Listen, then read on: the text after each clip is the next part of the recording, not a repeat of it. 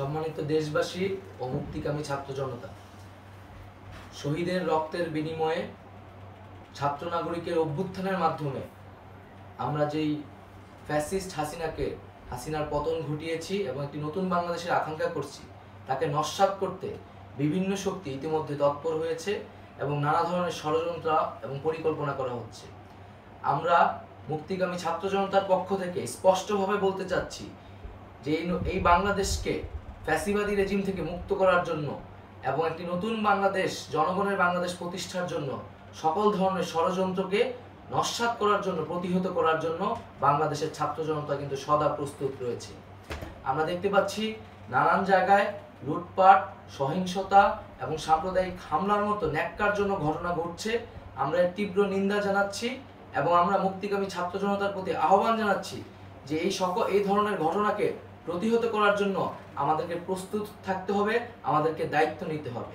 কেউ যাতে এই আন্দোলনকে নস্যাৎ করার জন্য এই ধরনের ঘটনা ঘটানোর সুযোগ না পায়, সেদিকে আমাদের সদা সতর্ক থাকতে হবে।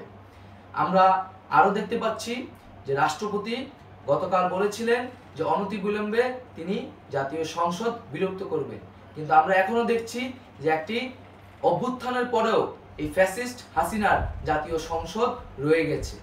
তাই আমরা ঘোষণা করছি যে আজ দুপুর ৩টার মধ্যে এই ফ্যাসিস্ট হাসিনার যে জাতীয় সংসদ, সেই সংসদের বিলুপ্তি ঘোষণা করতে হবে।